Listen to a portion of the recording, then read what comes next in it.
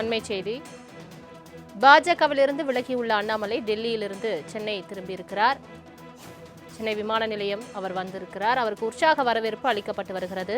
சென்னை திரும்பிய அண்ணாமலைக்கு ஆதரவாளர்கள் உற்சாக வரவேற்பு அளித்து வருகின்றனர். முக்கிய செய்தியாக பார்த்து வருகிறோம். பாஜகவிலிருந்து விலகி புதிய அரசியல் இயக்கம் ஆரம்பித்துள்ள நிலையில் சென்னை திரும்பியிருக்கிறார் அண்ணாமலை. அவருக்கு உற்சாக வரவேற்பு சென்னை விமான நிலையத்தில் அளிக்கப்பட்டு வருகிறது. பாஜக தேசிய தலைவர் நிதின் நபீனை சந்தித்து ராஜினாமா கடிதத்தை அளித்த நிலையில் சென்னை திரும்பியிருக்கிறார்.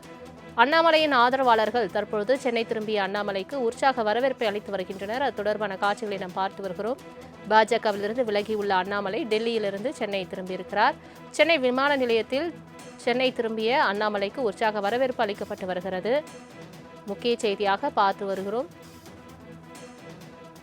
இது தொடர்பான மேலும் விவரங்களை தருவதற்காக செய்தியாளர் சுரேஷ் இணைப்பில் இருக்கிறார். சுரேஷ், வணக்கம்.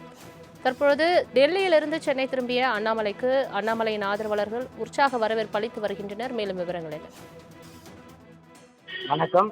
தமிழக அரசியலில் முக்கியமான திருப்பமாக பாஜக முன்னாள் மாநில தலைவர் அண்ணாமலை அறிவிப்பு அரசியல் வட்டாரங்களில் பெரும் அதிர்ச்சி ஏற்பட்டிருக்கிறது. அவர் பாஜகவில் இருந்து விலகுவதாக அறிவிப்பு என்பது வெளியாக தற்போது சென்னை விமான நிலையத்திற்கு அவர் வருகை புரிந்திருக்கிறார். குறிப்பாக மூத்த தலைவருடன் நடைபெற்ற பல்வேறு ஆலோசனைகள் மற்றும் உரையாடல்களுக்கு பிறகு தமிழ்நாட்டில் அரசு நிலைப்பாடுகள் மற்றும் எதிர்கால அணுகுமுறைகள் தொடர்பாக தன்னுடைய கருத்துக்கள் கட்சி நிலைப்பாட்டுடன் ஒத்துப்போகவில்லை என்ற முடிவுக்கு வந்துள்ளதாக அந்த கலைப்பில் தெரிவிக்கப்பட்டிருக்கிறது. மேலும் நீண்ட யோசனைக்கு பிறகு கட்சியிலிருந்து விலக முடிவு செய்திருப்பதாக அவர் தெரிவித்திருந்தார். அரசியலுக்குள் வந்த தனது உண்மையான நோக்கத்தை மீண்டும் சிந்தித்து எதிர்காலத்தில் தனக்கான ஒரு பாதையில் பயணிக்க வேண்டிய நேரம் வந்துவிட்டதாகவும் அவர் குறிப்பிட்டிருந்தார். அதோடு தனக்கு வழங்கப்பட்டிருந்த அனைத்து அமைப்பு ரீதியான பொறுப்புகளிலிருந்தும் உடனடியாக விடுவிக்க வேண்டும் என்றும் பாஜகவுடைய அடிப்படை உறுப்பினர் பதவியிலிருந்தும் தனது ராஜினாமாவை ஏற்றுக்கொள்ள வேண்டும் என்றும் அவர் கேட்டிருந்தார். இந்த அறிவிப்பு அரசியல் வட்டாரங்கள் பரபரப்பை ஏற்படுத்தியுள்ள நிலையில தற்போது அண்ணாமலை டெல்லியிலிருந்து சென்னை விமான நிலையம் வருகை புரிந்திருக்கிறார். அது மட்டும் இல்லாமல் அவரை வரவேற்பதற்காக அவருடைய ஆதரவாளர்கள் 200க்கும் மேற்பட்டோர் சென்னை விமான நிலையத்தில் வந்திருக்கிறார்கள். குறிப்பாக கைகளில் பூங்கொத்துகள், கட்சி கொடிகள் மற்றும் வரவேற்பு பதாகைகளுடன் விமான நிலைய நுழைவாடையில் 200க்கும் மேற்பட்ட தொண்டர்கள் அண்ணாமலை சந்தித்து வாழ்த்து பெற்றிருந்தனர். குறிப்பாக அவருடைய வருகை உற்சாகமாக கொண்டாடும் வகையில பல்வேறு தொண்டர்கள் இங்க வந்திருக்கிறார்கள். அது மட்டும் இல்லாமல் சமீபத்திய அரசியல் மாற்றங்கள், கட்சிக்குள் நடைபெற்று வரும் ஆலோசனைகள் மற்றும் புதிய பொறுப்புகள் தொடர்பான எதிர்பார்ப்பு அதிகரித்துள்ள சூழ்நிலை அண்ணாமலையுடைய இந்த சென்னையுடைய வருகை அரசியல் ரீதியாக முக்கியத்துவம் வாய்ந்ததாக பார்க்கப்படுகிறது.